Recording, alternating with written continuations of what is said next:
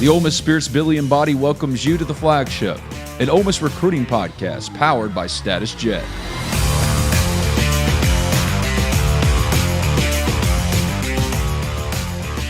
Welcome in, ladies and gentlemen, to another edition of the Flagship, an Ole Miss Spirit recruiting podcast, omspirit.com. Head over there and join our entire crew, giving you the lowdown on the early signing period right now. And soon, the transfer portal is going to really ramp up. Ben Garrett, Chuck Brownsville, Zach Berry, Jake Thompson, myself. Join us for $1. Try us out. It's been a huge day. This Wednesday, as I'm recording this, the first day of the early signing period, and Ole Miss got two big commitments on this day. Some things also didn't go their way. And we'll talk about all that on this podcast. But first, I got to tell you guys, we're presented by StatusJet. StatusJet.com. Head over there now. Browse around. If you've never been able to fly on a private jet, look, it might be something that works for your business. It might be something that works with a large group of friends or family to go somewhere that you can't necessarily get to that easy. Or if you've got a lot of moving pieces, kids, infants, toddlers, pets even, you can get them all to wherever you're going with a level of luxury that you'd expect from a company like StatusJet. And if you mention Ole Miss Spirit, you get a discount on a round-trip flight. So holidays are coming up. A bowl game for Ole Miss, if you want to do that, check them out. They'll give you a discount. So it's worth having the conversation if you can do that. So we appreciate StatusJet for supporting the Ole Miss Spirit. All right. It was my first day of the early signing period as a member of Ole Miss Spirit. And I'm really, really excited for what we were able to do. And look, there were twists and turns on Wednesday as Ole Miss was looking to, pull off some flips, land a key prospect that they had been rumored to land for quite some time. And, some other things that maybe didn't necessarily go their way. And we navigated all of that. And I think the first 3 days of this week, kind of bringing you guys up to speed and keeping you as best we could abreast of what's going on in this crazy world of NIL, we did an okay job, I'll say. So a little half pat on the back for us. And we want to share with you guys just kind of the rundown on the commitments Ole Miss landed, some of the things that maybe didn't go their way, some of my initial thoughts on the class that is signed by Ole Miss, one of the best in recent history. They're ranked 15th right now nationally, which really good class for a guy that a lot of people on the outside say can't recruit, Lane Kiffin, or doesn't like to recruit. But he certainly showed in some key battles why he's been around some of the greats in terms of the programs around the country that are usually right there at the top in terms of recruiting. Your Alabamas, spent that time back in the day at USC. But let's lead off with the big news. And this one got people jacked up on the site. And that is Tyler Lockhart flipping from Mississippi State to Ole Miss. He had been committed to the Bulldogs for a while. Well, Ole Miss never gave up. Pete Golding never gave up. And you've got to give Pete a lot of credit for pulling this off and what he was able to do with this recruitment, because it's not easy to get a guy like Tyler Lockhart out of Winona. And also his brother TJ Lockhart plays for the Bulldogs. But Pete Golding and Brian Brown absolutely might as well have thrown the egg on the Mississippi State coaching staff's face by pulling this one off, because Tyler Lockhart is one of our favorite prospects at On3. He's on the cusp of being a top 150 prospect for us. He's a top 20 linebacker. He's one of the best players in Mississippi. At Auburn, he had Mississippi State. Obviously offers. He was committed to Mississippi State. And going into the week, Zach Berry, got to give him a lot of credit. He kind of heard the buzz that they had made a big impact. Tyler Lockhart had gone to the Egg Bowl, and obviously that win showed him enough in part to make this happen. But, that buzz was really confirmed at the 11th hour in a sense, because when you're trying to take a guy who, from a PR perspective for Mississippi State, was so big, like, Ole Miss lost a recruiting battle, Saquon Miles. We'll talk about that in a few moments, but they lost that battle. This was the one that probably Mississippi State couldn't lose. I mean, my mentions on Twitter are going nuts with State fans being like, cancel the season, get rid of the staff, because TJ is Tyler's brother. He's a freshman offensive lineman for the Bulldogs. And when you have that type of a family tie and you're an hour away, and all the things that they had going for them and you don't get them, people are going to be ticked off. And so kudos to the Ole Miss staff. But when you look at what Tyler Lockhart brings, he has a freaky athletic nature.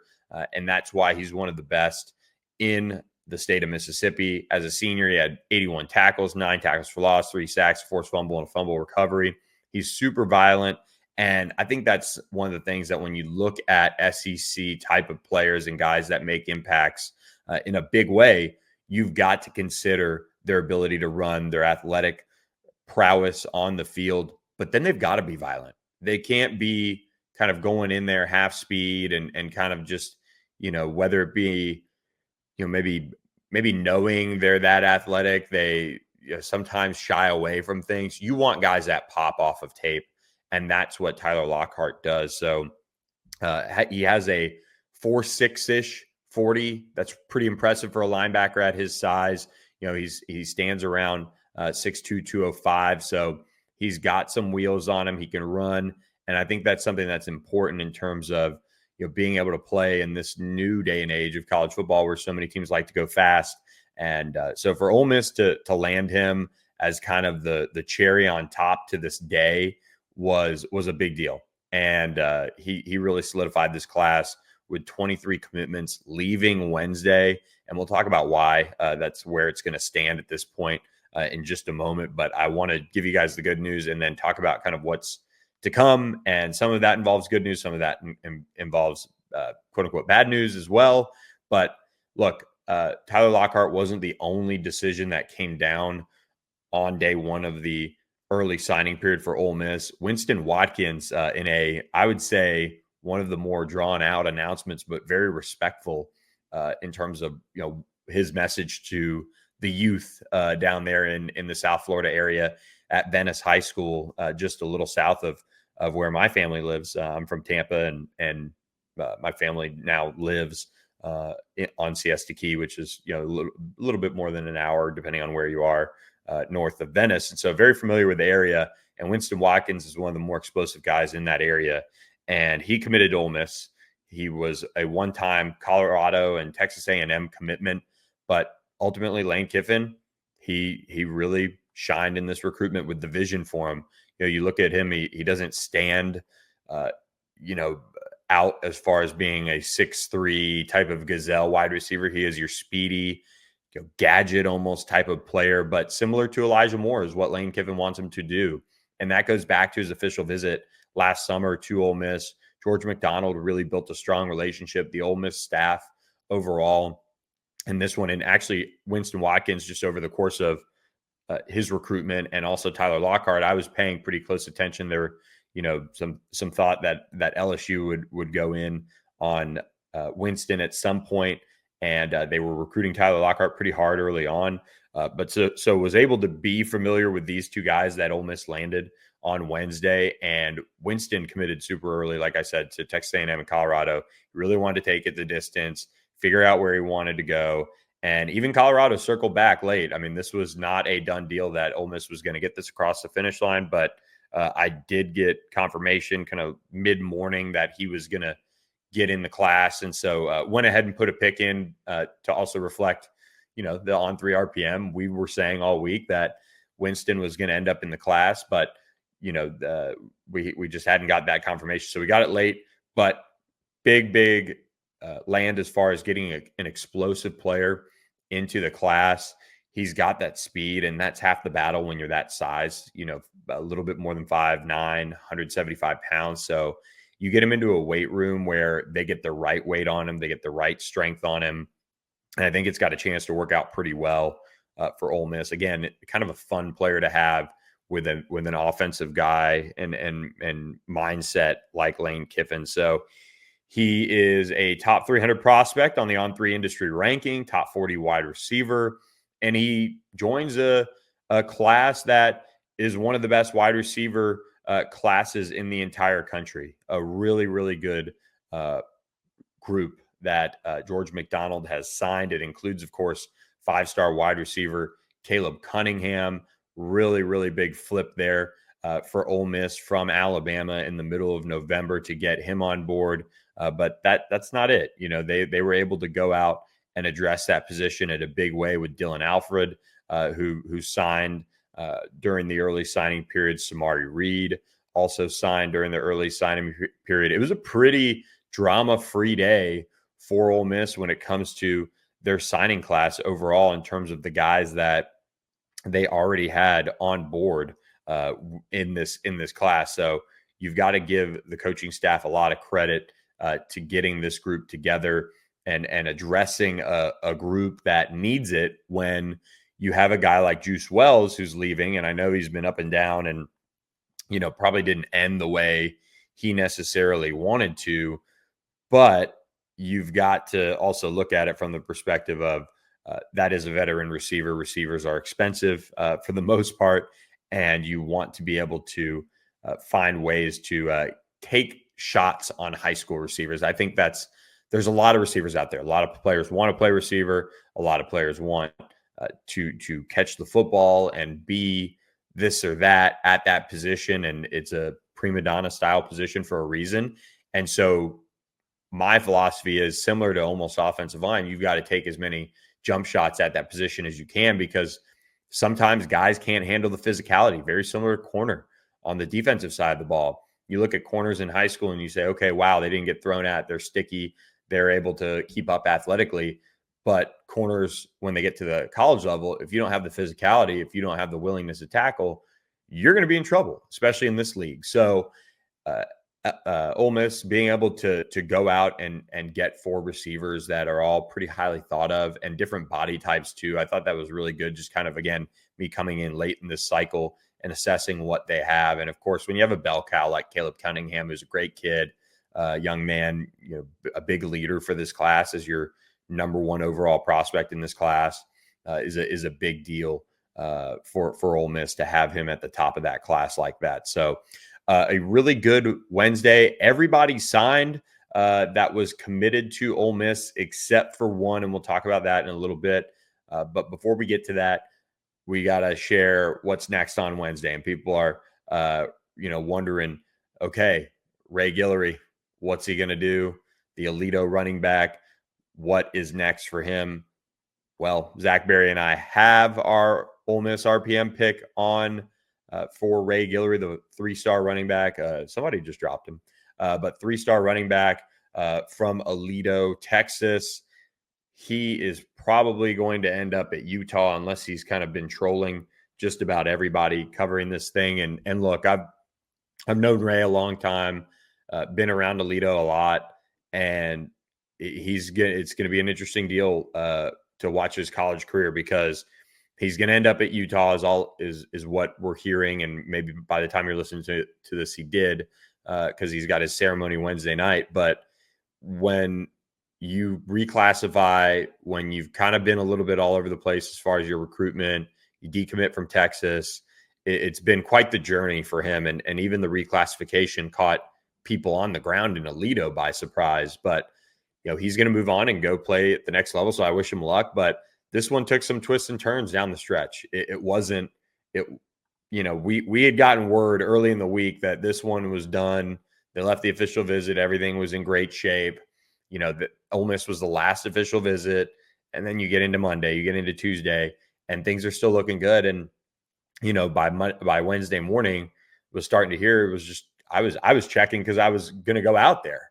And sources, indicated that he's not going to end up being, a rebel, and he's going elsewhere. So digging down into that, it's been an all over the place recruitment. I'm intrigued to see where his career goes, but of course, wish him the best. But that is where things didn't go necessarily according to plan for Ole Miss.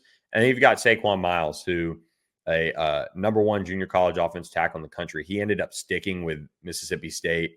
And that was one where, look, again, and even our counterparts at covering Mississippi State for On3, we were talking with them, and they said, oh, this is the one where, okay, Tyler Lockhart, that's a tough flip. He's got a brother on the team. His best friend's there. His mom seems like he really, she kind of might want him there. It's an hour from Starkville. Well, Saquon Miles was the one where he showed up for the Egg Bowl. We know Ole Miss's offense is good. They need tackle help. They're the ones with the momentum in the state. we've seen this before. He's probably going to end up at Ole Miss, and sure enough, he did not. Right, just like recruiting is always expected to go.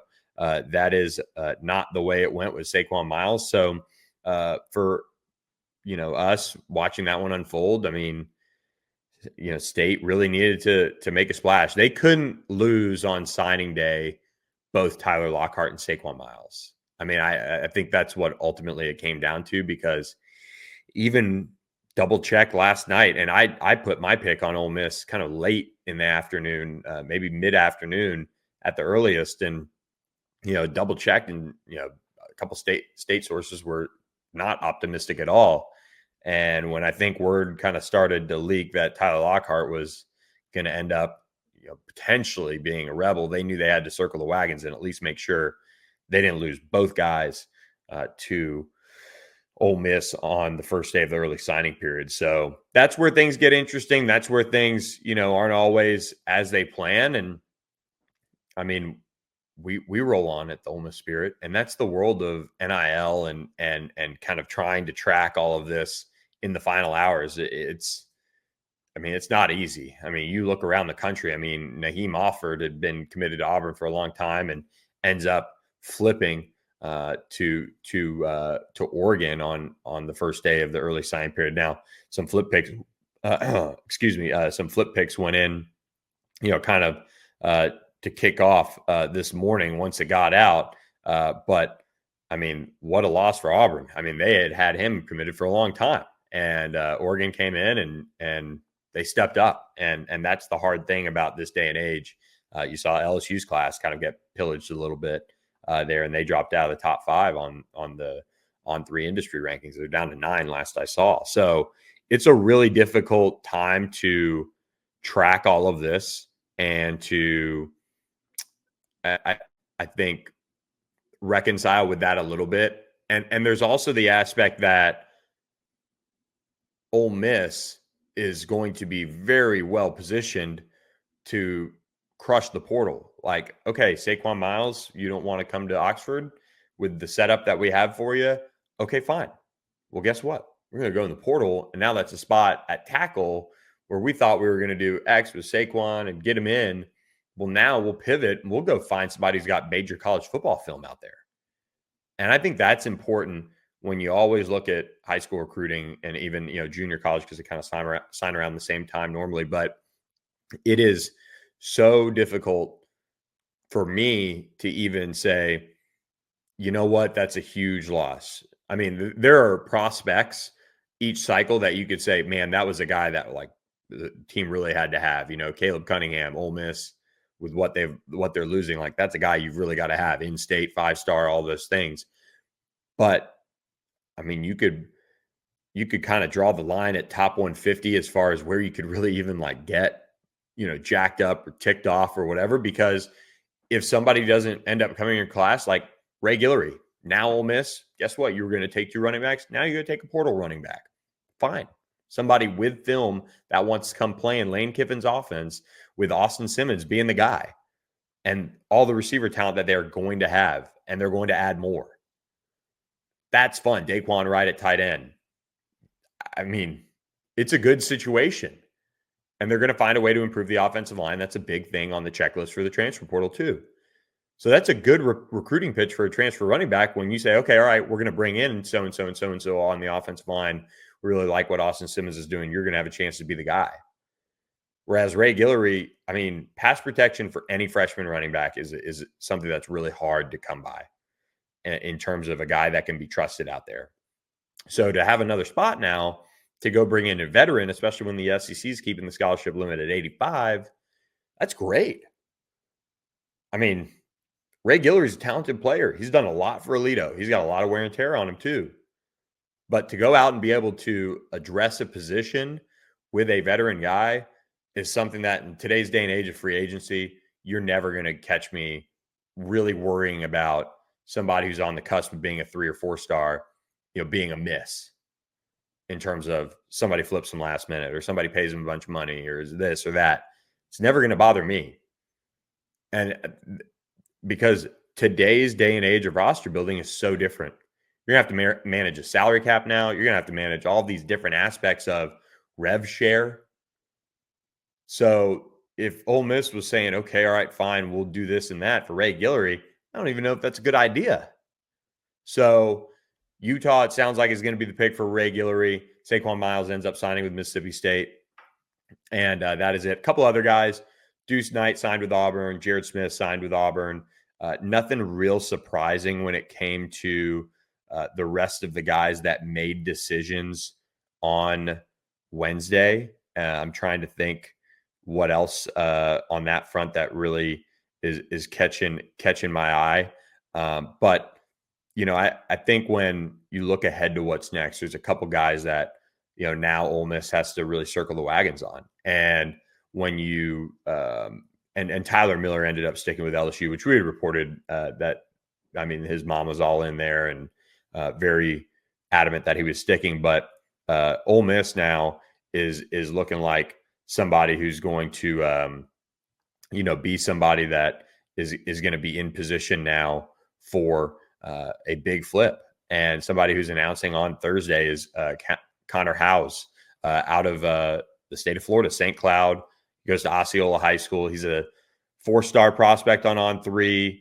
We are very high on him, top 200 prospect in the country, and one of the best interior offensive linemen in the state of Florida. And he's really high on Ole Miss. He's been committed to Arkansas since the summer, but sounds like they're going to pull this one off. Feel pretty confident about that. And that would be a big deal to get a player like this. Sam Pittman, you could say what you want about where their program is right now, but what he knows is offensive line. And I think that's one of the bigger, compliments, is if Sam Pittman thinks you could play offensive line for him. And that's where I like even more so if Ole Miss can get this across the finish line, what they're getting in Connor Howes. So he is announcing on Thursday. He has already quietly made a final decision. We feel pretty good about it. We've got Zach ended up putting a pick in, but Connor told me it was going to be a surprise. So we are just kind of letting the intrigue roll there as best we can. But we'll see if any funny business there happens in the 11th hour. But feel pretty good about Connor Howes ending up as a Rebel. And then the final one that we're watching is Tylen Lee now. And this one, information is hard to come by. He is pretty new to this recruiting process. He told me, we had an exclusive interview with him. I haven't seen anybody else interview him. If they did, I'm sorry I missed it. We've been in the lab, but I talked to him at about 11:15 last night, and he said he has not made a decision. He said he is going to make his final decision on Friday, and is going to be the guy that Randall Joyner buckles down and tries to get across the finish line here, because he's a top 100 prospect for On3. He's really one of the top overall prospects in the entire country. And Florida State has been working really hard here in the 11th hour to get this one done. But there is a long way to Friday. And I think that's certainly worth noting, as Ole Miss is trying to get him to stay with his commitment to the Rebels. Randall Joyner, he spoke about it with me, was one of the guys that believed in him very early on.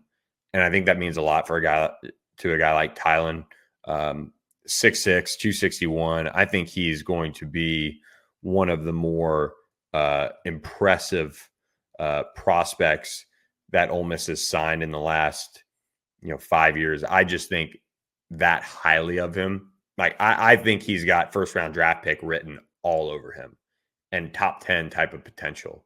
So if Randall Joyner is going to get a chance to mold him into the player I expect him to be, look out. And the defensive line play for Ole Miss just continues to be strong, and the future is very, very bright. So that's one that we're keeping an eye on. He's, again, supposed to do it 2:30 p.m. on Friday. So a little bit of a Friday news dump, but we're keeping a close eye on that. We're going to keep our ear to the ground there as Ole Miss tries to keep him on board. So as of the time of this recording for the podcast, that is about it on the storylines for the early signing period that we know of. Who knows if there's a guy that, the coaching changes or different circumstances change. I've seen some guys, immediately back off commitments across the country if, school lands a 5-star. So either somebody's getting dropped or somebody doesn't like the situation. Maybe Ole Miss can capitalize on that. But as of right now, looks like a pretty good Wednesday haul for Ole Miss, flipping a guy from state in Tyler Lockhart and landing 4-star speedy wide receiver Winston Watkins. So some more storylines to come. So again, subscribe to Ole Miss Spirit. Join us for just $1. The board is popping. I was watching. I'm kind of a nut on this, but was watching our live feed of people on our website, and it's a record-setting day. That's all I can tell you. It was a huge day for us. So really appreciate all you guys who have jumped on board and trusted us. We've got a great crew covering the Rebels and trying to put it together for you guys and get ready for a ton of transfer portal content. That opens on Monday, and the Rebels will be active. They'll be one of the top teams to give it a go in the transfer portal when it comes to reeling in that top talent. So subscribe, omspirit.com, affiliate of On3. Appreciate StatusJet. Check them out. Mention Ole Miss Spirit for a discount on a round-trip flight. Look, for the entire gang, we'll be here all week on the board, covering it all. But the Ole Miss Rebels had a really good day. Currently 15th as we sign off on this podcast in the country in the class of 2025 ranking. So really good day for Lane Kiffin and company. Addressed a lot of needs. We'll see what happens as the rest of the week unfolds. We'll catch you next time, though, on another edition of the Flagship. Thanks for listening. I'm Billy Embody. Catch you next time.